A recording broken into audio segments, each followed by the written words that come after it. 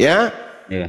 Keluaran 23 nomor 7, perintah Tuhan, jangan kau membunuh orang yang tidak bersalah. Menurut saudara, Yesus ada salah atau tidak? Nggak ada. Nggak ada. Boleh nggak Yesus dibunuh sesuai dengan perintah Tuhan? Kalau sesuai dengan Injil dia harus terbunuh, Bang. Lah, jangan Injil, Bang. Kedudukan firman Tuhan dengan yang Anda bilang gospel itu mana lebih tinggi? Tuhan berfirman, jangan kau membunuh orang yang tidak bersalah. Berdasarkan firman Tuhan ini, boleh tidak Yesus dibunuh? Nggak boleh. Nggak boleh. Berarti Anda temannya malaikat. Nah sekarang yang dibunuh, yang Anda sembah ini, orang yang suci atau orang yang bersalah? Orang suci. Hah? Orang suci. Bagaimana mungkin Yesus adalah orang yang suci sementara dia mati secara terkutuk di atas tiang salib? Bagaimana mungkin kemudian perintah Tuhan jangan membunuh orang yang suci, kok orang suci justru yang dibunuh? Coba dulu sebutkan, Bang, dosa pada Yesus ada nggak? Yang pernah Yesus lakukan dosa-dosanya pernah? Justru kalau tidak ada dosa pada diri Yesus, boleh. Ya sesuai dengan firman-Nya tergenapi dia harus terbunuh, Bang. Di mana dalilnya firman Tuhan bunuhlah orang yang suci? Di mana? Saya kurang tahu sih, Bang. Itu di perjanjian lama itu, Bang.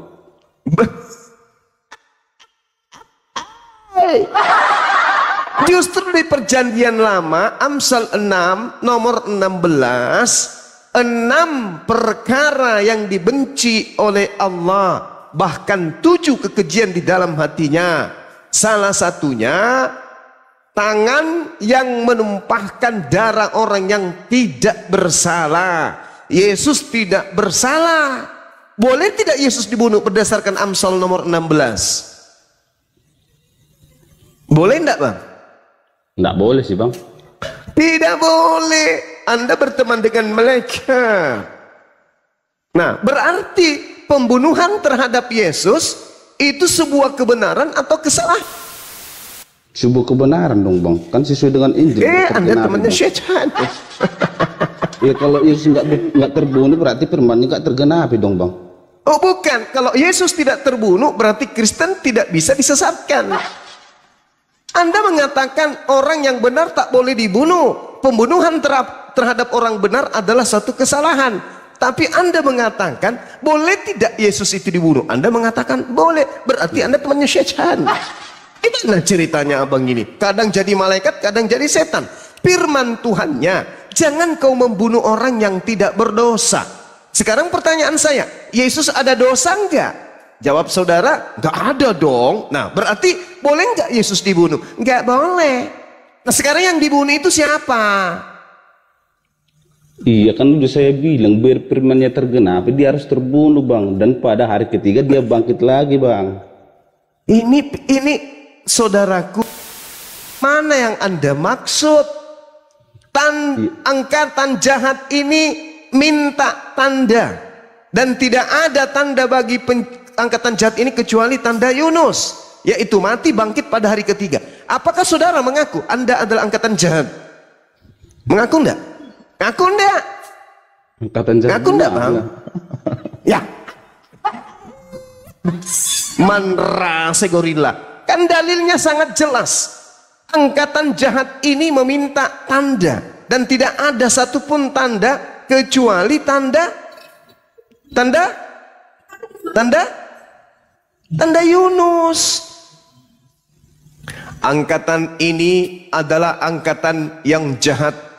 Mereka menghendaki suatu tanda, tetapi kepada mereka tidak akan diberikan tanda oleh Tuhan selain tanda Nabi Yunus. Apa tanda Nabi Yunus? Bangkit pada hari ketiga. Pertanyaan saya, apakah saudara sudah mengaku bahwa saudara ini adalah angkatan jahat? Ngaku enggak? Angkatan jahat gimana? Loh, tadi Anda mengatakan bangkit hari ketiga, sehingga perintah larangan Tuhan harus dilanggar. Gimana toh?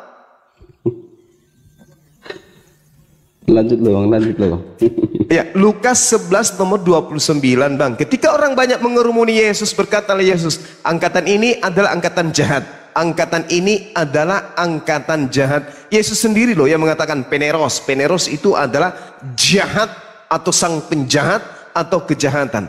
Jadi Yesus mengatakan angkatan peneros ini, peneros dalam bahasa Yunani, dalam bahasa Indonesianya jahat. Mereka menghendaki satu tanda, tetapi kepada mereka tidak akan diberikan tanda. Jadi orang yang beriman, percaya, meyakini, mati bangkit pada hari ketiga, itu adalah keturunan angkatan jahat. Berarti Anda penjahat. Wa kana kafiru ala rabbih zahira. Al-Quran mengatakan itu. Innal ladzina kafaru min ahlil kitabi wal musyrikina fi nari jahannam khalidina fiha. Ulaika hum syarrul bariyah. Anda dikatakan seburuk-buruknya makhluk. Kenapa Anda dikatakan seburuk-buruknya makhluk? Kenapa? Karena Anda adalah angkatan jahat. Dah selesai. Dinda Andre, ada apa rupanya? Masya Allah. Coba diperbesarkan host. Beliau lagi pusing tuh.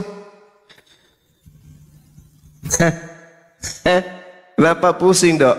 Gak dapat ini, gak dapat voice note. Andre, Bang Andre, monitor Bang Andre.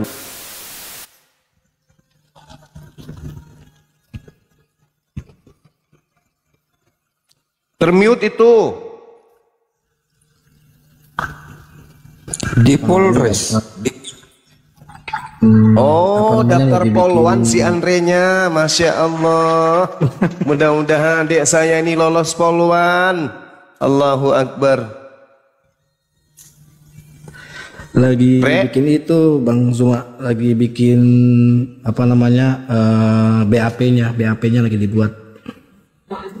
Oh, kirain daftar polwan. Tuh.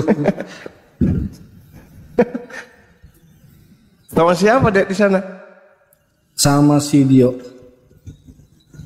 Oh, tadi yang diminta itu nggak ada ya? Yang apa? Yang diminta yang ini, yang rekaman itu ada nggak? Ada yang kasih nggak? Oh, nggak ada, cuman bisa, itu bisa, itu bisa. Maksudnya bisa apa namanya jadi laporan bisa.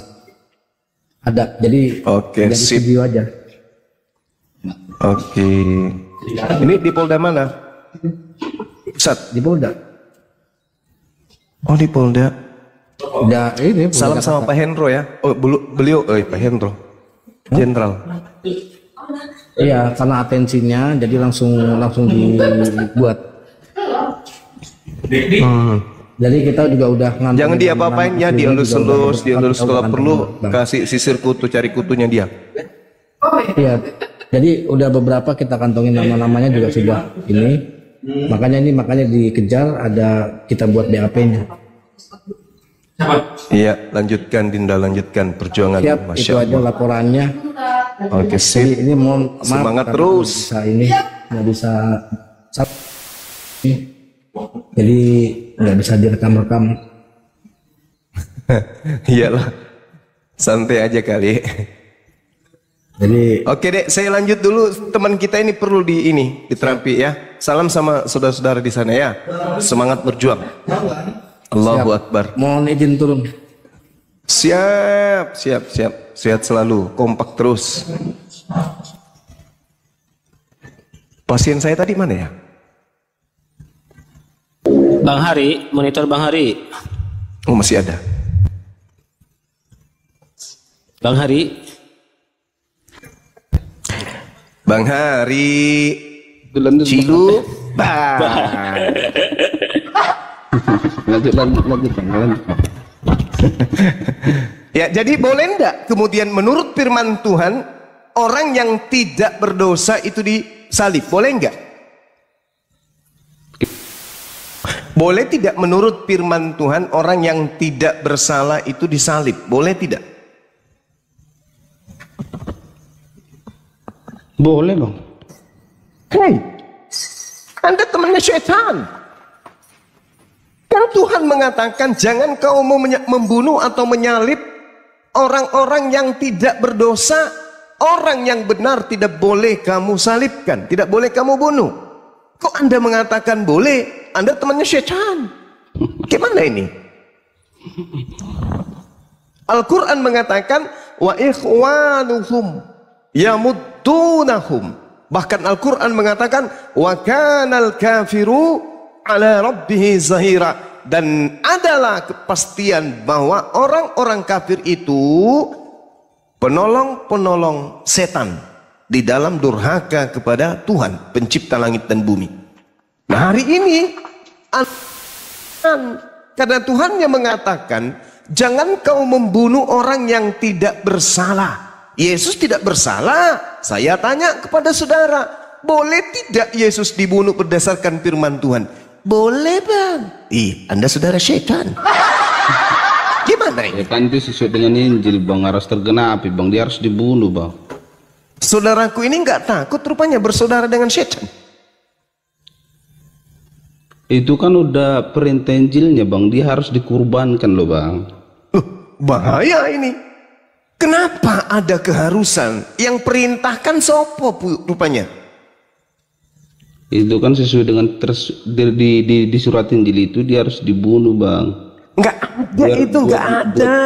Buat nebus dosa-dosa manusia bang. Walah. Ini apa pula ini? Di dalam kitabnya orang Yahudi bung, Yeremia 1 nomor 2. Katakanlah kepada Bani Israel, apabila mereka hendak mempersembahkan persembahan kepada Tuhan, ajaklah mereka mempersembahkan korban hewan ternak berupa sapi, lembu, kambing, domba. Mana manusianya di situ bang? Ada nggak? Nggak ada sih bang. Nggak ada. Jadi yang mempersembahkan manusia sebagai korban kepada dewa itu hanya penganut ajaran dewa Molok. Kalau Tuhan, Yeremia 1 nomor 2 jelas mintanya adalah hewan. Kalau Allah Subhanahu wa taala dalam Al-Qur'an surah 24 korban hewan. Kalau dewa Molok itu jelas korbannya adalah manusia. Ini bahaya ini. Tidak boleh bang. Nggak boleh. Nggak boleh. Jadi kalau misalnya Anda mengatakan, yang pertama tadi Anda mengatakan bahwa boleh membunuh manusia yang tidak bersalah. Itu perintah siapa? Anda mengatakan perintah Tuhan. Di mana perintah Tuhannya?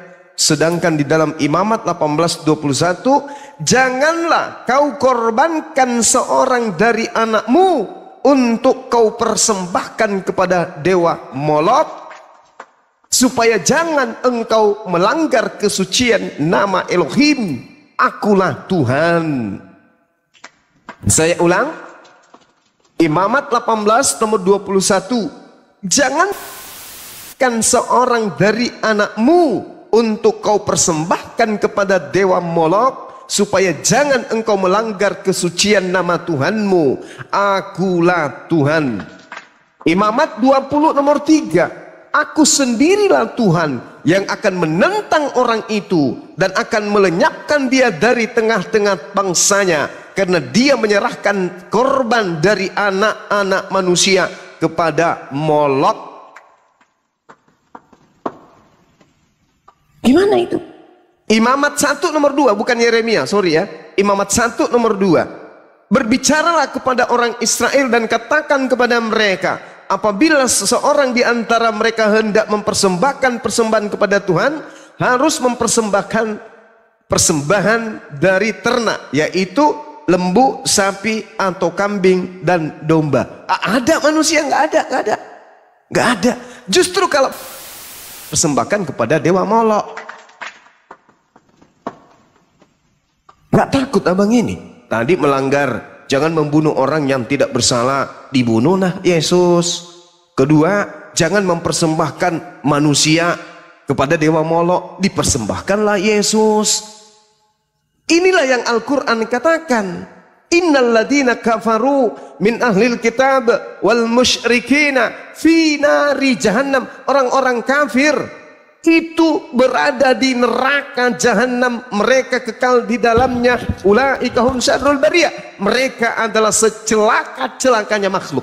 Karena sudah diajarkan, Al-Quran mengajarkan, Bible mengajarkan, jangan kau membunuh orang yang tidak bersalah. Dengan demikian Yesus gak boleh dibunuh dong. Berarti benar Al-Quran bahwa Yesus yang adalah Isa menurut Islam, orang suci yang tidak boleh dibunuh. Maka Allah mengangkat ke sisinya, barrafa'ahullahu ilaihi wa kanallahu azizan hakiman. Maka coba Anda lihat apa yang tertuang dalam kitab saudara ketika dikatakan Yesaya 63 nomor 9 dan seterusnya, bukan duta, bukan utusan, melainkan Tuhan itu sendirilah yang kemudian menyelamatkan manusia. Dialah yang menebus mereka dalam kasih-Nya dan belas kasih-Nya. Dia mengangkat dan menggendong mereka selama dari zaman dahulu kala. Jadi Tuhan itu menebus, bukan kambing yang menebus, bukan domba yang menebus, apalagi manusia, bukan. Sedangkan Yesus adalah manusia, itu nggak boleh, nggak boleh itu bang. Jadi kalau Anda bertanya ke saya, siapa Nabi Isa dan siapa Yesus? Saya katakan, ada satu manusia yang datang di tengah-tengah Bani Israel, membawa hikmat Injil, mengajak Bani Israel, Tuhan, akulah jalan, akulah kebenaran, akulah hidup. Hanya ada satu oknum, lahir tanpa ayah, dikandung dari perawan suci, hanya ada satu oknum. Umat Islam menyebutnya Isa alaihissalam, orang Kristen menyebutnya Yesus Kristus, orang Yahudi menyebutnya Yesua HaMasiah. Sekarang yang diselamatkan di atas tiang salib adalah Nabi Isa alaihissalam. Penyaliban itu tetap ada. Ternyata penyaliban yang terjadi diimani oleh orang Kristen bahwa yang disalib itu bernama Yesus Kristus. Berarti Nabi Isa kami diselamatkan, sementara Yesus Kristus Anda itulah yang dibunuh oleh orang-orang kafir laknatullah. Sekarang yang Anda sembah siapa? Orang yang dibunuh oleh orang-orang kafir laknatullah, yang adalah pengganti dari Nabi Isa alaihissalam. Kan yang Mari kita lihat rujukannya. Gimana? Kan yang Kristen, orang Kristen kan baik-baik. Bukan orang Kristen, tetapi yang menikmati hasil dari dosa itu siapa? Ibarat pembunuh ini adalah pencuri. Mereka mencuri, yang menikmati hasil curian siapa? Kristen. Sama nggak? Sama. Penada Kristen ini, penada. Kalau dia kasus pencurian motor, Kristen ini penada. Yang mengeksekusi itu perampoknya, pencurinya. Kristen ini adalah penada alias penikmat. Sesuatu yang dihasilkan dari dosa tetap aja dosa. Jangan engkau membunuh orang yang tidak bersalah. Yesus dibunuh. Siapa yang mengimani pembunuhan sebagai keselamatan? Kristen. Berarti Kristen adalah penada dari dosa. Jadi Islamnya jadi tersangka. Gimana? Orang Kristen tadi penada, jadi Islam jadi tersangka. Oh enggak. Karena Kristen tidak, bukan. Islam justru katakan bahwasanya pencurian itu gagal terhadap oknum yang menjadi tujuan pencurian. Yang menjadi korban pencurian salah tangkap. Siapa? Pengkhianat yang dicuri. Kenapa bisa pengkhianat yang dicuri? Karena Tuhan berfirman di dalam Amsal 21 nomor 18, orang fasik dipakai sebagai tebusan bagi orang yang benar, dan pengkhianat dipakai sebagai ganti orang yang jujur. Berarti yang menggantikan Nabi Isa alaihissalam adalah pengkhianat. Ada nggak pengkhianat di tengah-tengah umat Yesus? Ada nggak, Bang? Ada. Siapa? Yudas Iskariot. Itulah yang Anda sembah hari ini. Subhanallah. Masya Allah. Ya kalau itu yang disembah berarti di surat Injil enggak gitu loh bang, tulisannya, isinya. Loh, bagaimana ceritanya ketika Yesus melepas jubah, dia melepas jubahnya, lalu kemudian dia menggunakan kain lenan. Itu diterangkan di dalam Yohanes 13 nomor 4. Lalu bangunlah Yesus dan melepaskan jubahnya.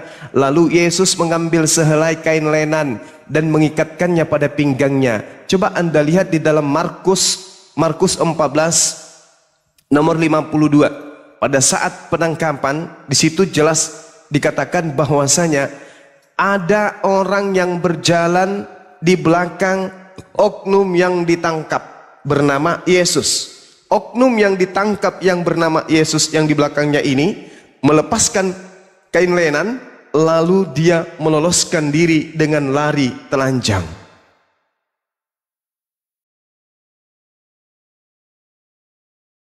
Lenan di Yohanes 13 nomor 4 siapa namanya, Bang? Terkirim juga Anda ini ke perpustakaan. Yang menggunakan kain lenan adalah Yesus di dalam Yohanes 13 nomor 4. Yang ditangkap tidak menggunakan kain lenan, tetapi yang meloloskan diri menggunakan kain lenan. Berarti yang lolos ini adalah Yesus yang adalah anak Maria. Lalu yang ditangkap Markus 14:50 siapa? Yesus juga, tapi yang diserupakan.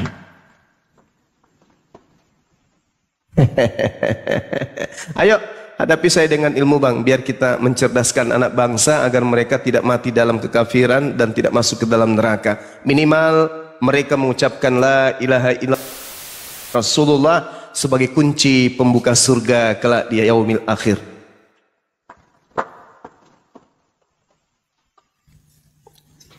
Ayo.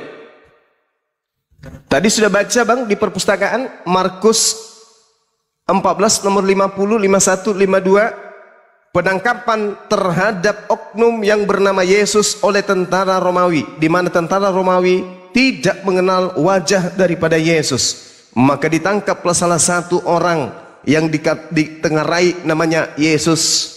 Lalu kemudian di belakang Yesus ada seorang pemuda.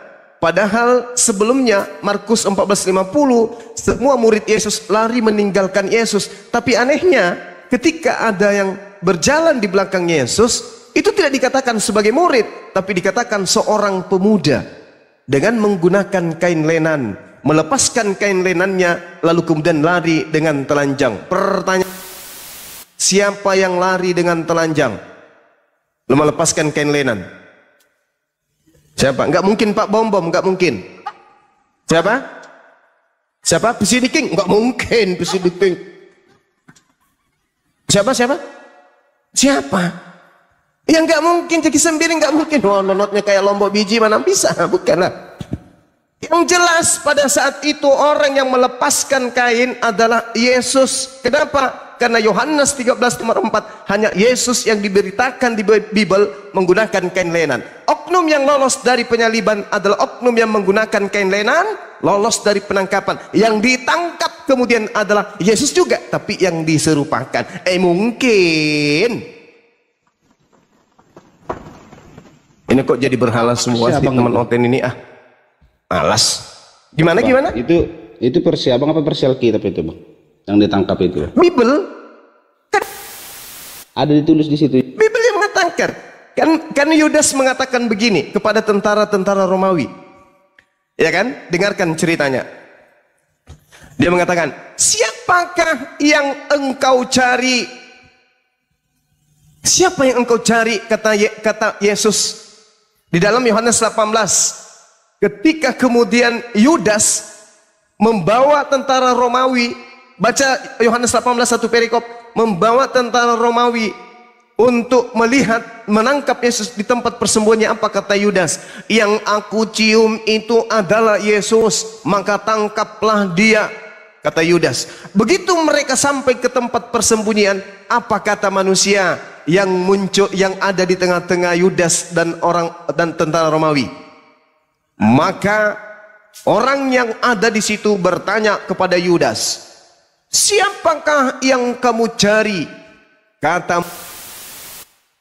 Kami mencari Yesus dari Nazaret. Bung, kalau Anda mengenal saya nih, abang kenal saya, kemudian Anda mencari saya, lalu kemudian dalam keadaan genting, Anda mencari saya, Anda tiba-tiba menemukan saya.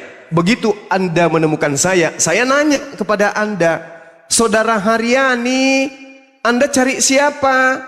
Anda kan kenal saya, masa kan Anda mengatakan, saya mencari Bang Suma dari Makassar? Gak mungkin. Karena Anda mengenal saya, maka Anda akan berkata, saya mencari engkau. Ini kok begitu? Yudas dan tentara-tentara kok bertanya, siapa yang kamu cari? Ketika ditanya oleh oknum tersebut, siapa yang engkau cari?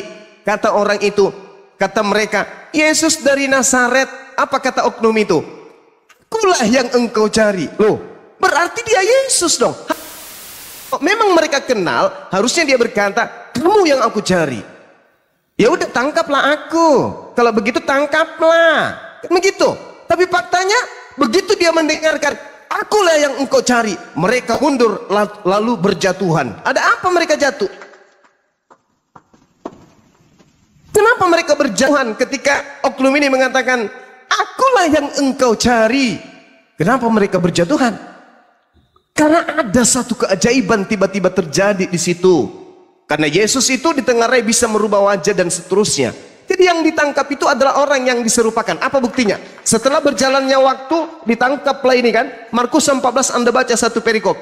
Markus 14 di data nomor 50-nya bunyinya di situ ting. Kenapa bunyinya ting di situ? Karena di situ fokusnya. Ketika Yesus ditangkap, semua murid lari tunggang langgang meninggalkan Yesus. Saya ulang lagi. Markus 14 nomor 50. Ting. Tapi pakai ho, makanya bunyinya ting ting ting ting. Di situ jelas dikatakan semua murid lari meninggalkan Yesus. Masih ada nggak murid di situ? Nggak ada. Kenapa bisa? Karena narasinya semua murid lari meninggalkan Yesus. Berarti tak ada lagi murid. Tak ada lagi murid. Tapi apa yang terjadi setelah tidak ada murid? Apa yang terjadi? Baca nomor 51, nomor 52. Nomor 50-nya bukan ting lagi, tapi tong. Kenapa? Karena di situ ada seorang pria yang lari dalam keadaan telanjang. Lalu, jadi ketika dikatakan di dalam Markus 14 nomor 51, seorang laki-laki berjalan di belakang. Padahal kan murid sudah pada kabur semua. Kok masih ada? Masih ada satu orang menggunakan kain lenan. Siapa yang satu menggunakan kain lenan ini? Di dalam Yohanes 13 nomor 4, Yesus menggunakan kain lenan. Yesus duanya yang menggunakan kain lenan ini pun lari meloloskan diri. Berarti Yesus tak ditangkap. Yang ditangkap siapa? Akulah Yesus dari Nazaret. Itulah penggantinya yang Anda sembah hari ini. Apa Bang? Gimana? Ayat 53-nya apa lagi Bang lanjutannya? Anda baca satu perikop pun itu tidak akan membuat berubah. Orang telanjang ini menggunakan sarung Sunda, nggak bisa. Tetap aja yang melepaskan diri ini adalah menggunakan kain lenan, dan Yesus menggunakan kain lenan. Nomor 53 di situ jelas sekali dikatakan, kemudian Yesus dibawa menghadap ke imam. Yesus yang mana nih? Yesus yang mana? Yesus yang mana yang ini? Ini Yesus ini yang mana? Kan ada Yesus Barabas, ada Yesus anak Maria, ada Yesus anak Maria. Ya kan? Ini Yesus yang mana nih? Bukankah tadi sudah dikatakan, siapa yang engkau cari? Aku mencari Yesus dari Nazaret. Tangkap. Yesus dari Nazaret, ditangkaplah dia. Tapi apa betul yang ditangkap itu adalah Yesus Kristus, anak Maria? Benar nggak dia? Betul. Dari mana bisa ditahu? Dari mana? Abang tahunya dari mana kalau dia nggak ditangkap? Ada nomor, tadi kan saya sudah sampaikan, Yohanes 13 nomor 4, Yesus melepaskan jubah lalu mengganti jubahnya dengan kain lenan. Nomor 51, 52 ada seorang pemuda menggunakan kain lenan lalu lolos melarikan diri. Siapa yang menggunakan kain lenan menurut saudara? Pak Bomom? Enggak mungkin, mana muat badannya. Kalau Pak Bomom itu pakai karung goni Bang, nggak bisa kelainan dia. Bukan, itu sudah jelas Maria yang menggunakan kain lenan dan meloloskan diri. Itu dia. Makanya Tuhan mengatakan, jangan kau membunuh orang yang tidak bersalah, jangan kau membunuh orang yang tidak berdosa, sebab aku Tuhan tidak akan membenarkan orang yang bersalah. Sedangkan konsep penyaliban adalah dosa pencabulan, dosa pemburitan, dosa pembunuhan, dosa pemerkosaan, dosa pencurian, dosa durhaka kepada orang tua, dosa membunuh orang lain, dosa memperkosa ayam, memperkosa kambing, semuanya ditebus oleh Yesus. Padahal Tuhan mengatakan, Tuhan tidak akan pernah membenarkan orang yang bersalah. Di mana dalilnya? Keluaran 23 nomor 7. Masakan pencuri ayam diselamatkan dan yang menjadi tebusannya adalah orang yang tidak bersalah. Apakah masuk akal? Orang yang memperkosa tetangganya diselamatkan dan yang menjadi korban adalah orang yang tidak bersalah, yaitu Yesus. Orang yang membunuh ibunya sendiri diselamatkan dan yang menjadi korban adalah Yesus, yang adalah orang suci. 23 nomor 7. Jangan kau membunuh orang yang tidak bersalah, jangan kau membunuh orang yang benar, sebab aku Tuhan tidak akan pernah membenarkan pencuri ayam. Di mana itu? Bagaimana tuh? Jadi orang-orang Roma, orang-orang Yunani yang adalah pelaku dosa, kemudian pingin kali dosa-dosanya nyembah dewa Zeus, dewa Horus, dewa Atis, makan babi, makan cicak, makan kutu dan seterusnya. Pingin dosa-dosa mereka ini ditanggung oleh oknum yang bernama Yesus. Pingin kali. Bang, dan kalian menjadi pengikutnya. Oh bang. Sementara Tuhan mengatakan manusia diupah berdasarkan perbuatan masing-masing. Kok ada yang jadi korban? Kalaupun harus ada korban, tadi saya sudah ngajarin. Tuhan mengatakan bahwasanya korban yang harus dipersembahkan adalah hewan. Coba Anda lihat di dalam Matius 8 nomor 4, apa ajaran Yesus di situ? Ini Yesus loh. Pergilah, perlihat depan imam, lakukanlah persembahan yang diperintahkan oleh Nabi Musa. Nabi Musa memerintahkan mempersembahkan hewan atau manusia? Hewan bang. Manusia atau hewan? Hewan, berarti Yesus memerintahkan mempersembahkan kurban hewan. Selesai kita. Lanjut dulu bang, itu 70 kali. Silakan dibantah bang. Tapi Minta pakai maaf dalil. itu bang. Kasih kawan dulu lah bang. Kenapa dia? Itu Oke, saudaraku Haryani. Bukan Haryani rupanya. Haryanja. Sorry. Saya tulisannya kecil kali, kupikir Haryani tadi. Makanya pakai kacamata bang, berbesar bang. Iya betul. Udah kepala 4 ini harusnya pakai kacamata las. Sorry. Iya. Oke. Iya. 70 kali 7 keliling dimarahi bini. Makanya 70 kali 7 mutar-mutar di pasar Senen. Masuk. Ya.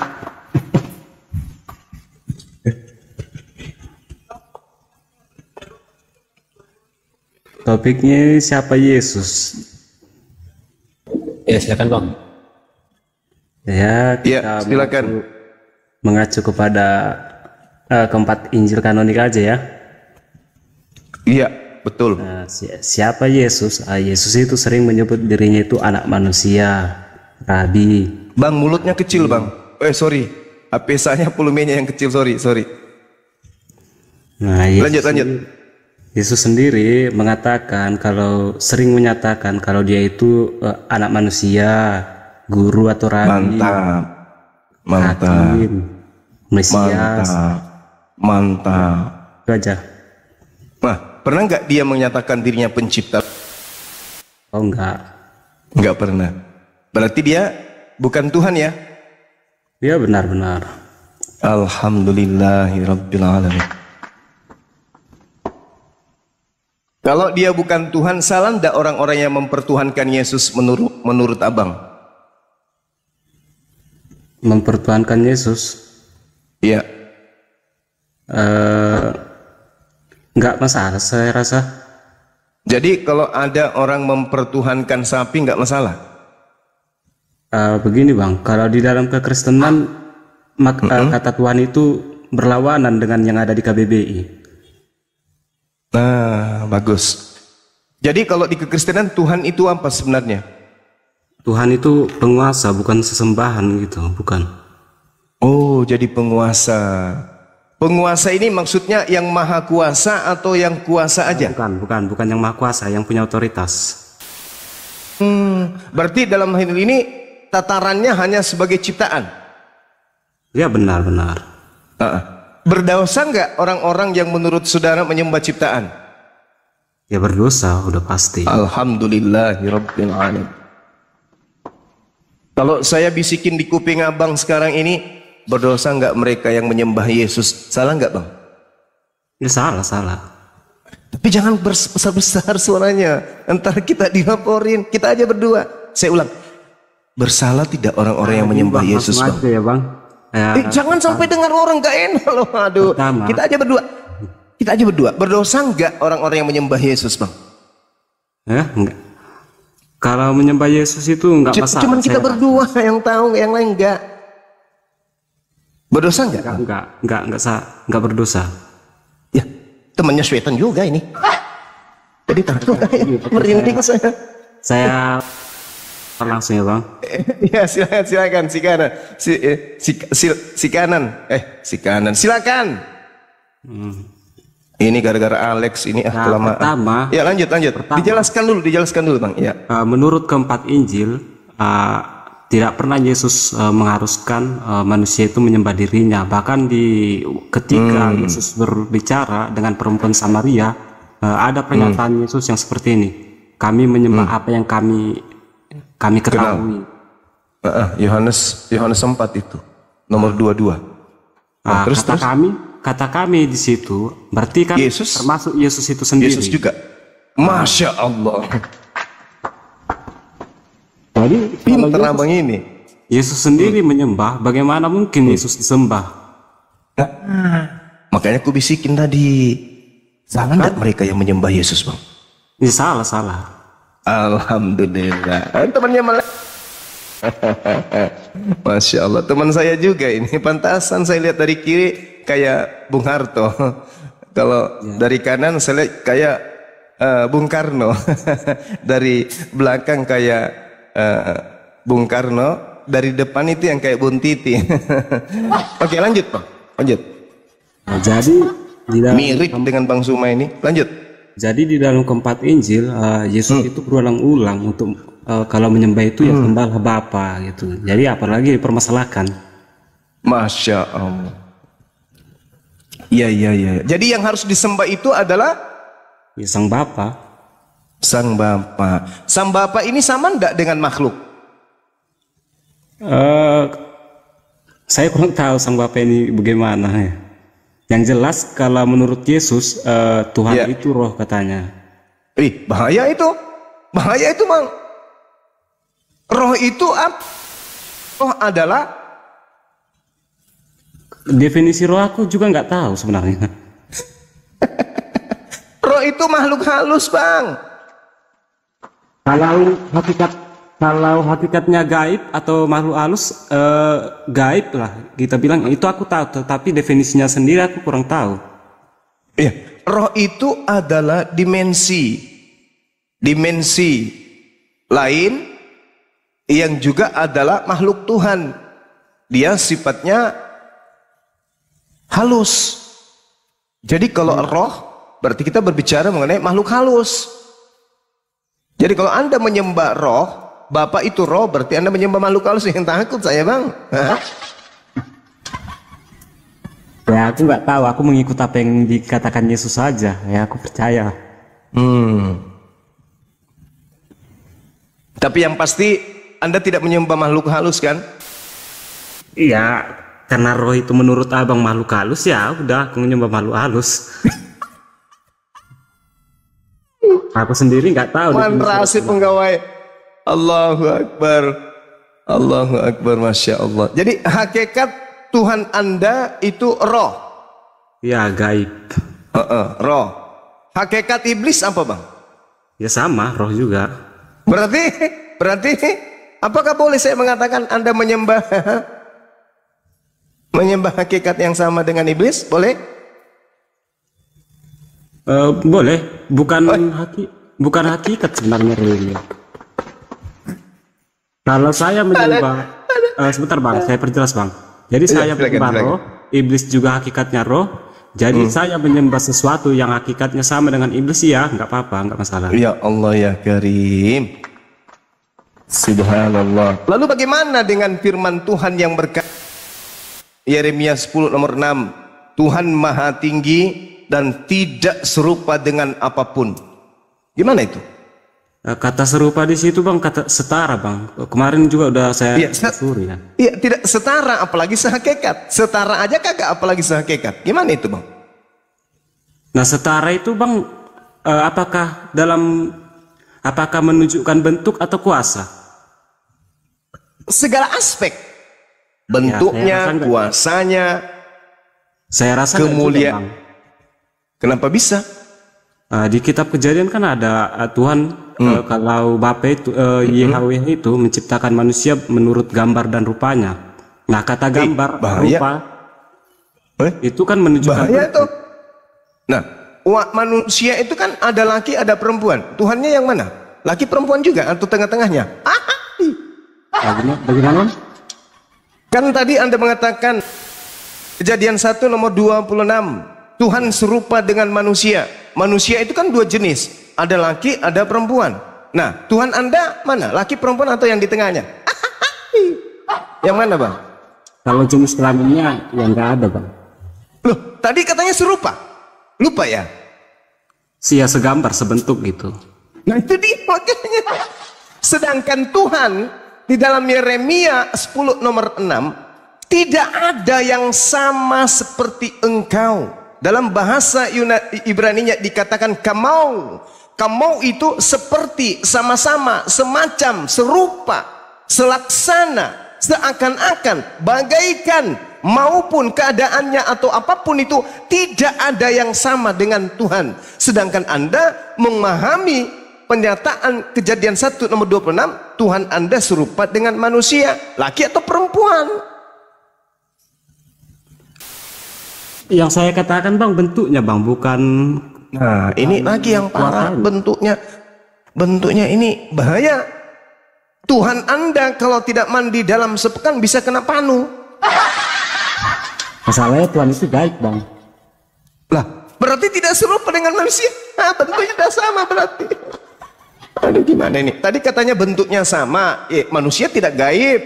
Tuhan Anda gaib, apanya yang sama?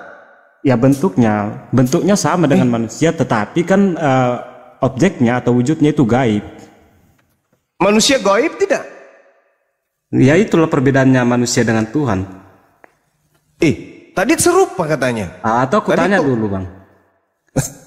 Aku tanya dulu, Tuhan di dalam Islam itu gaib atau fisik? Gaib, Tuhan itu maha gaib, tapi bukan gaib, dia maha Nah, ya gaib. udah begitu juga lah Tuhan yang kupercaya. Oh, kalau gaib dengan ya bang, kalau gaib itu makhluk. Kalau maha gaib itu baru Tuhan. Kalau suci itu makhluk, maha suci itu baru Tuhan. Besar itu makhluk, maha besar itu Tuhan. Tinggi makhluk, maha Bang, tinggi itu jelaskan Tuhan. definisi maha gaib. Maha gaib itu ada tapi tak terlihat.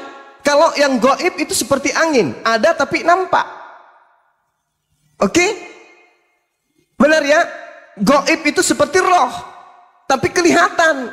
Coba, apa buktinya? Bagaimana Anda punya tangan bisa bergerak kalau di dalamnya tidak ada aliran listrik berupa roh? Gak bisa kan? Nah sekarang Tuhan yang melaksanakan keadaan yang ada sekarang.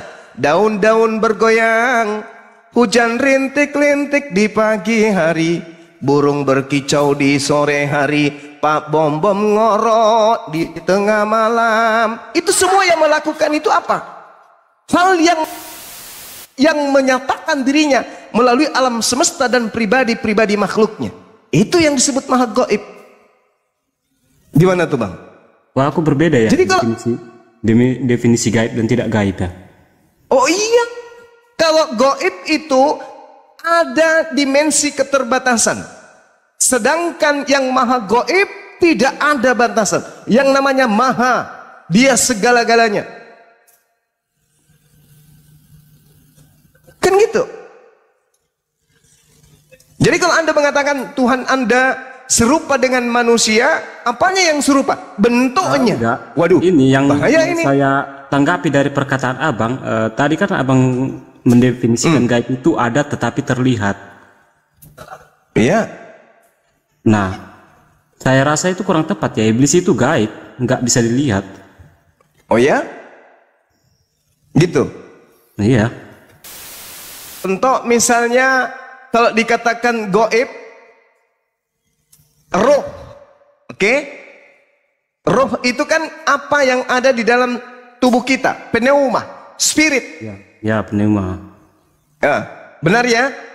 Nah, Oke. Sedangkan kalau kita menakar daripada roh yang ada pada diri manusia ini, ada nggak batasannya?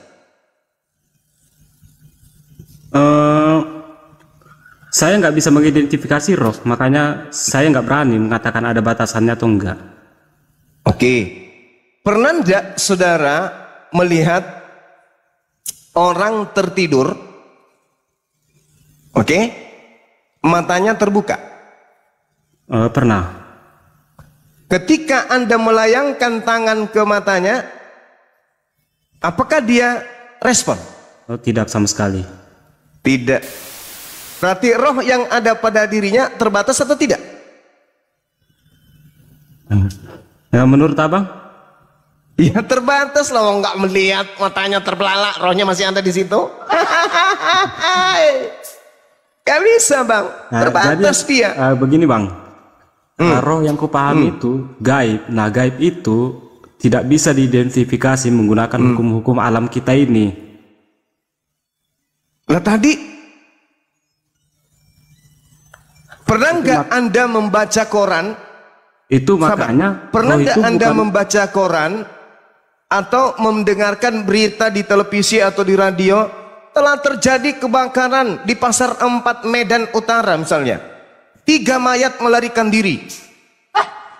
Pernah nggak Anda mendengarkan berita kayak gitu? Kalau mendengar itu pernah. Dari mana Anda mendengarkan 3 mayat melarikan diri? Di mana itu? Enggak, itu kan jokes, itu jokesnya orang. Bukan Allahu kenyataan. Akbar. Ada saingan saya ini. Ada mayat melarikan diri. Kenapa mayatnya melarikan diri bang? Takut kena api? Fokus bang, fokus. Itu kan jokes itu. Ini udah fokus ini. Jadi sesi ini kita diskusi santai tapi serius. Enggak, gitu loh. Dari definisi roh aja kita berbeda bang. Roh itu apa menurut saudara? Roh itu adalah objek yang tidak bisa teridentifikasi dengan ilmu-ilmu alam semesta ini. Itu makanya roh itu bukan masuk ke dalam pembahasan ilmu eksakta. Jadi pengetahuan manusia tentang roh itu terbatas. Bukan kalau pengetahuan tentang pengetahuan manusia tentang roh itu sama sekali nggak ada, yang aja hanya menduga-duga. Masa sih? Ya. Coba saya tanya bang, di dalam Islam definisi roh itu sendiri apa? Ya itu tadi, kalau kita berbicara mengenai roh, Allah Subhanahu wa ta'ala menjelaskan kepada kami umat Islam bahwa tiadalah pengetahuan manusia itu tentang roh kecuali hanya sedikit. Jadi roh ini Tiada, kata sedikit, Allah, tiada itu sama Apa? sekali nggak ada. ada dong, masa nggak ada sama sekali? Adalah orang, sekali lagi saya katakan, pernah enggak Anda melihat orang mati lari dari ketakutan? Nggak ada. Nggak Misalnya pernah sama takut, nggak pernah kan? Nah, berarti pada diri manusia yang bisa bercakap-cakap kayak kita ini ada dimensi roh. Itulah roh yang Tuhan ciptakan sebagai pelengkap jasmani pada diri makhluk yang bernama manusia, sehingga manusia itu memiliki napas, memiliki jiwa, memiliki pikiran, memiliki daya cipta dan seterusnya, karena adanya dimensi roh yang tadi. Hanya sebatas itu pengetahuan kita. Nah, Berarti ada pengetahuan itu. tadi abang mengatakan roh itu unsur yang diberikan Tuhan. Unsur itu ada 3 ya, padat, gas, ada 4 ya. padat, gas, solid. Bahaya ini. Padat, gas. Bahasa agama larinya ke fisika. Satu lagi unsur imitasi yaitu plasma. Roh itu masuk ke mana? Iya. Masya Allah. Waduh, bahaya Itu ini. saya bilang kita nggak bisa mengidentifikasi roh. Iya, kalau Anda ingin melihat roh itu seperti yang dilihat oleh Gus, ya nggak bisa lah. Yang bisa mengidentifikasi roh itu hanya pengarang kitab Wahyu. Aku melihat hewan bertanduk 7 bermata 7, dan itulah ketujuh roh Theos yang diutus ke bumi. Wahyu 5 nomor Jadi 6. itu, maaf ya bang, aku nggak bisa bicara tentang roh sekalipun Tuhan yang ku percaya. Kenapa itu roh. bisa Soalnya yang tertulis, saudaraku? Kenapa bisa yang tertulis Anda tidak bisa pahami? Yang tidak tertulis Anda pahami. Wahyu 5 nomor 6 kan sudah jelas sekali tertulis di situ. Masa tidak paham sih? Dikatakan begini, aku melihat di tengah-tengah tahta dan keempat makhluk itu, dan di tengah-tengah tua itu berdiri seekor anak domba seperti telah disembelih, bertanduk 7 dan bermata 7. Itulah ketujuh Theos yang diutus ke bumi. Masa nggak bisa diidentifikasi nih? Roh Tuhan aja bisa. Roh Tuhan aja bisa. Wahyu, Bertanduk 7, bermata 7. Wahyu itu kan non literal bang. Aku nggak terlalu berani memahaminya. Ya, jangan dipahami, tapi ini kan pernyataannya aku melihat. Di tengah-tengah ini melihat ini kan jelas sekali. Aido atau Aida. Oida atau Aido. Ini kan jelas dalam bahasa Yunani. Melihat. Berarti kalau dia melihat, berarti dia menyaksikan kan? Ya, Di benar. tengah-tengah tahta itu ada kemudian tua-tua berdiri seekor anak domba, lalu kemudian domba ini seperti disembeli, arnion, seakan-akan disembeli, spazo digerek, di apa itu, digerek lehernya, dibantai. Ini jelas itu. Sehingga dikatakan bertanduk dalam bahasa Yunaninya kan sudah sangat jelas, keras. Dalam bahasa Yunani keras. Jadi kalau orang mengatakan keras, orang ini keras, berarti orang itu bertanduk. Itu dari bahasa Yunani. Ya, keras itu bahasa Yunani yang kemudian dikatakan 7 hepta. 7 bertanduk hepta, bertanduk 7 dan bermata 7. Bermata 7 di sini jelas sekali merujuk kepada objek biologis. Optalmos, mata dalam bahasa Yunani. Optalmos berarti dia benar-benar matanya ada, tanduknya ada, dan hepta. 7 matanya, 7 tanduknya, dan dijelaskan bahwa itulah ketujuh dari roh Theos yang diutus ke bumi. Ini objek jasmani yang terlihat oleh penulis Wahyu. Kalau di Al-Quran beda lagi. Al-Quran menarasikan dengan sangat jelas. Wa yas'alunaka 'anir ruh qulir ruh amri rabbi wa ma utitum minal ilmi illa qalila. Dan mereka bertanya kepadamu wahai Nabi Muhammad tentang ruh. Kul, katakan kepada mereka, ruh itu termasuk urusan Allah, sedangkan kamu diberi pengetahuan tentang ruh hanya sedikit. Gitu loh. Jadi coba jelaskan bang, pengetahuan roh itu menurut Islam. Ketika kemudian, coba ya, Anda lihat pembuktian kebenaran Al-Quran ini. Anda lihat embrio. Bagaimana proses kemudian janin. 1 hari, 2 hari, 3 hari, 4 hari, 5 hari. Ketika ditiupkan pneuma, roh, spirit, maka janin tersebut menjadi hidup. Berkembang kemudian dia dengan pesatnya. 7 bulan, 8 bulan, 9 bulan. Maka jasmani tadi yang hanya terdiri dari cairan, daging, lalu kemudian dibalut dengan tulang, lalu dibungkus kemudian dengan kulit, keluar dari rahim menjadi makhluk yang utuh, disebutlah manusia. Firman itu telah menjadi daging, manusia dia. Boleh tidak kemudian makhluk ini bergerak tanpa roh? Tidak boleh. Berarti ketika ada alat yang canggih meneropong kemudian rahim seorang laki-laki yang mengandung, kok laki-laki mengandung? Seorang perempuan yang hamil, di situ ada pergerakan-pergerakan yang teridentifikasi oleh mesin bahwa jasmani yang ada di dalam rahim ibunya ini itu sudah ada unsur pneuma di dalamnya, ada unsur penggerak yang disebut roh. Ini pengetahuan yang Allah berikan kepada kita, hanya secuil tentang roh. Sedangkan di kitab saudara, roh itu keras, bertanduk 7 dan bermata 7. Nah, itu kan yang literal. Itu aku melihat, kan udah aku bilang tadi. Ini dia menunjukkan aku melihat Oida. Iya, Bang. Ini Maksudnya Oida, aku melihat.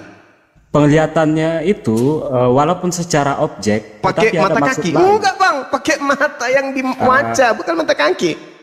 Roh ini sendiri nggak jelas definisinya sebenarnya. Contohnya di Nah, Perjanjian berarti Lama Anda ya. membenarkan Al-Quran kalau begitu, selamat. Contohnya Bang, di Perjanjian Lama ada kata roh Allah hinggap, roh Allah hinggap.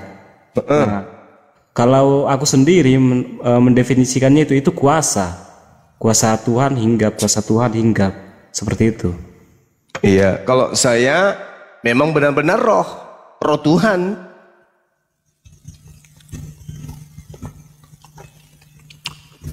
Sambil makan ini ya, biji durian ya bang.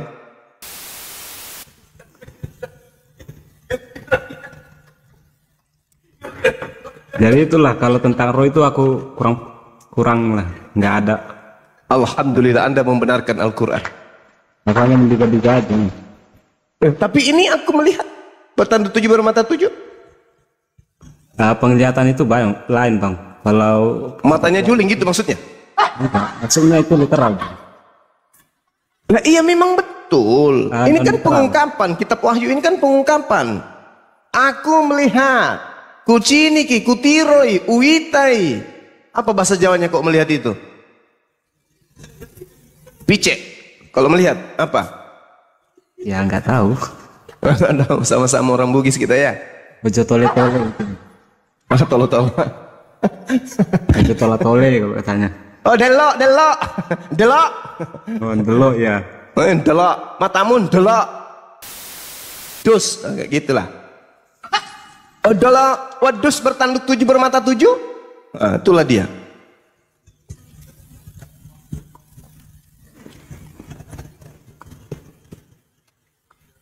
Tapi ini Bang. Ya. Dinda Neplos, assalamualaikum warahmatullahi wabarakatuh. Ya. Ya gimana? Pada waktu kelas 1 SMA itu aku itu seorang yang nggak Bolos. percaya, seorang yang nggak percaya dengan adanya Tuhan. Alasannya? Alasannya ya karena aku Tuhan itu- tidak masuk kelas. bukan. Lalu? Ya aku percaya kalau kehidupan itu ya hanya sebatas reaksi-reaksi aja, nggak ulang. Kenapa bisa? Ketika Anda megang pulpen, pulpennya dari belakang, ada yang kasih. Dan pulpen kepada Anda ini dapat pulpen dari mana?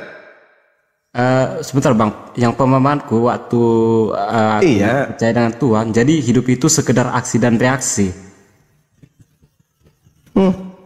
Lalu sampai ketemu Tuhan itu kapan? Mimpi. Ada cahaya putih, kemudian ada manusia berambut gondrong datang, gitu. Enggak juga. Lalu bertanduk 7 bermata 7 yang datang. Oh, bukan. Lalu Jadi aku teringat dengan pemahaman ada nggak adanya Tuhan lebih bagus percaya. Seandainya nggak ada ya nggak apa-apa. Tetapi kalau misalnya ada itu lebih bagus gitu. Seandainya kita udah punya bekal. Ya udah. sekarang alam semesta ini bisa ada nggak kalau tidak ada yang mengadakan?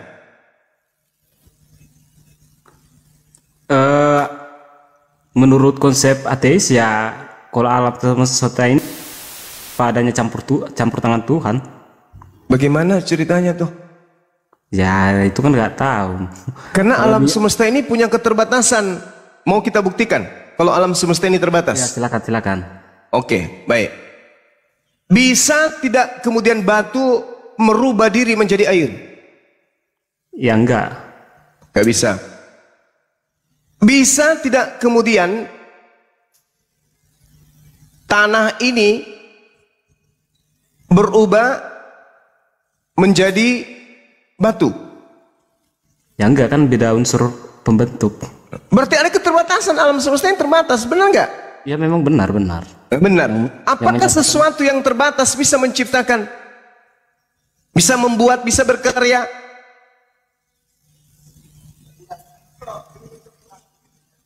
Nah, jadi ada Bisa nggak? dua. Enggak, pertanyaan saya, bisa nggak sesuatu menciptakan sesuatu atau berkarya sesuatu yang jauh lebih hebat dari dirinya? Bisa nggak? Enggak, Bang. Nggak bisa. Berarti alam semesta ini tidak bisa menciptakan dirinya. Jadi sewaktu saya nggak percayakan adanya Tuhan, cara paling gampang yaitu buktikan kalau Tuhan itu ada, gitu aja. Gimana? Buktikan kalau Tuhan itu ada. Buktikan kalau Tuhan itu ada. Ya, Oke. Tadi saya kasih contoh, ketika ada orang yang begini, memberikan Bang. Anda, Mohon maaf, Bang, saya potong sebentar ya. Bukti yang pada saat itu saya minta adalah bukti yang Anda nyata, ingin bukan, ingin mencerita pengalaman Anda. Silakan. bukti yang nyata, bukan sebatas pemikir-pemikir, bukan hasil dari pemikir-pemikiran, bukan apa ya? Bukan doktrin, Doktrin, bukan dogma. bukan hasil pola pikir, bukan ideologi. Aku nggak butuh yang sesuatu itu. Itu semua sesuatu yang diolah dari pikiran manusia. Iya. Terus? Nah, yang nyata, yang ada gitu. Walaupun nggak bisa dilihat, tetapi ada. Apa itu? Ada atau bisa kita rasakan itu. Nah, satu-satunya yang kupahami dari banyaknya Tuhan di dalam kepercayaan, Tuhan yang ada itu ya Tuhan di dalam Kristen. Dari mana aku tahu bisa memahami kalau dia ada? Ya karena roh ada ya. Banyak kasus-kasus kesurupan, entah itu dibuat-buat atau enggak, setidaknya katanya itu hasil dari kerja roh. Nah, kalau roh ada, berarti pembuat roh itu sendiri ada. Pemahamanku seperti itu dulu. Nah, yang membuat roh ini siapa? Yesus. Ya bukan, Sang Bapa lah. Sang Bapa. Iya, kan kebanyakan di dalam sistem agama nggak bisa membuktikan Tuhan itu ada ya. Mereka hanya bisa membuat ideologi-ideologi tentang Tuhan. Kalau secara nyata itu nggak bisa. Secara yang bisa kita pahami dengan mudah lah. Oke. Berarti Anda tidak percaya Yesus itu adalah Bapa yang menjadi manusia? Oh, sangat tidak percaya. Sangat tidak percaya. Lalu bagaimana dengan 2 miliar orang yang mengimani Yesus itu adalah Sang Pencipta? Ya, itu urusan orang itulah, aku nggak mau ganggu-ganggu. Nah, terus kenapa masih tinggal di satu keyakinan di mana bersumber dari keyakinan yang salah? Bukan keyakinan, tapi pemahamannya. Loh, di dalam kitabnya salah kayak mana? Keyakinannya pun pasti salah. Roma 14 nomor 9. Untuk itulah Yesus mati agar Tuhan membuatnya menjadi Allah. Gimana itu? Agar Allah membuatnya menjadi Tuhan. Berarti sudah salah konsep. Mohon maaf Bang, aku nggak terkait kata Tuhan dan Allah itu aku nggak memakai yang di LAI. Lalu? Aku memakai yang kubuat sendiri, yaitu Tuhan dan ya kata Allah itu jadi kata Tuhan itu jadi Tuhan. Maksudnya gimana? Begini Bang, kalau kata Tuhan Anda ciptakan kitab sendiri gitu? Bukan menciptakan kitab sendiri, tapi terjemahan sendiri terkait kata Tuhan dan sendiri. Nah, Iya, jadi iya, kan iya. semua kata Tuhan Kalau semua kata Tuhan yang ada LA itu kan diterjemahkan dari kata kurios. Iya. Berarti Nah, ya dia udah. Tuhan. Iya, Tuhan gitu aja. Ngapain dipaksakan jadi Tuhan? Tohnya juga Tuhan udah mempunyai kata tersendiri, yaitu Theos. Iya. Ngapain pusing-pusing gitu? Oh iya. Berarti Anda sudah mengaku itu. Alhamdulillah. Syukurlah kalau begitu. Ya. Oh ya Bang, ini mohon maaf semuanya ya. Ini udah tengah 1, besok masih kerja. Mungkin besok bisa dilanjut ya. Iya, bisa. Iya. Pamit dulu ya, izin turun. Iya, makasih ya Bang. Oke, siap-siap. Hati-hati, pelihara itu konsep anunya, terjemahannya sendiri itu udah benar itu. Oh iya. Ya, terima kasih ya, izin dulu. Selamat malam. Iya, malam. Bang Rian, selamat pagi.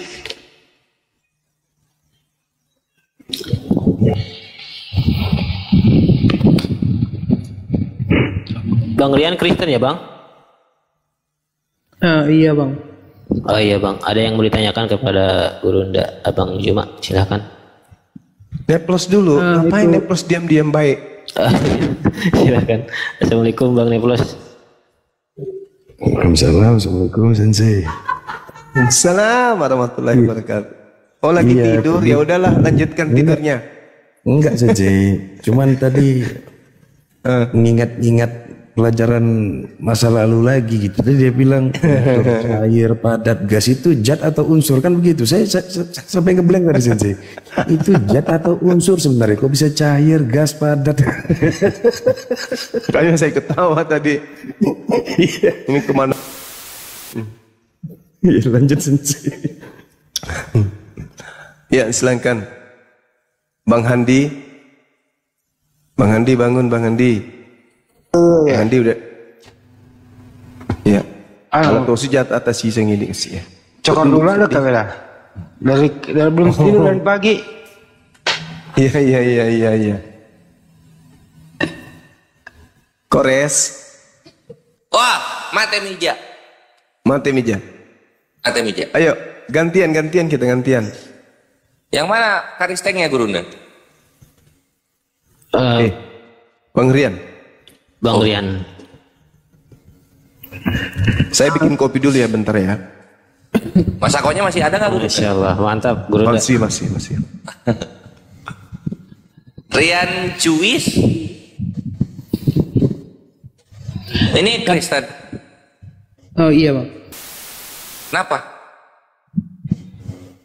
Kan kata Bang Juma tadi kan yang di Wahyu 4 ayat 5 itu kan katanya itu kayak konsep roh dalam Kristen ya. Tapi itu artinya itu kesempurnaan roh Allah gitu, kayak bukan roh manusianya gitu. Jadi roh itu kesempurnaan. Bukan, misalnya roh Allah itu kesempurnaan. Makanya disimbolkan dengan angka 7. Oh jadi 7 itu maksudnya sempurna. Iya. Kalau 7 itu sempurna, kenapa enggak 7 tunggal? Kenapa tritunggal? Kurang 4. Itu beda Bang, beda konsep. Beda konsep.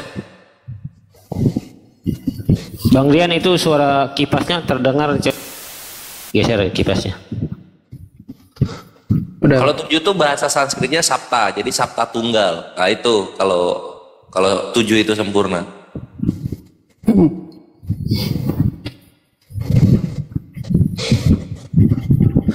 Itu kan diambil dari 7 hari penciptaan itu. Oh, berarti yang satu angka lagi untuk istirahat. Iya kan, aku lihat dari artikel ini, selama kita paham bahwa 7 adalah angka favorit Allah, mungkin Anda tidak akan bertanya mengapa roh Allah ada 7. Tapi karena rohnya 7 atau sempurna, angka 7 adalah angka favorit dalam Alkitab, merupakan angka kesempurnaan. Ada 7 hari proses penciptaan dunia, ada 7 kepala malaikat, dan ada 7 obor di atas tahta sorga. Nah gitu. Oke, terus ini itu Satu di dalam 7 gitu maksudnya. Atau setelah 7 roh nanti ada lagi, ada firman sama Bapa, jadi 9 jadinya. Bukan itu, 7 itu lambang kesempurnaan, bukan.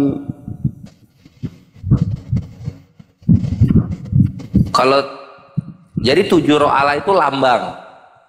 Iya, makanya disimbolkan 7 tanduk, kayak gitu tuh. Oke, jadi Bang Kores, boleh gak satu pertanyaan Bang Kores? gas akhi. Satu aja. Bro Rian, mau nanya satu hal aja tentang roh. Kenapa roh itu bisa melayang ya bro?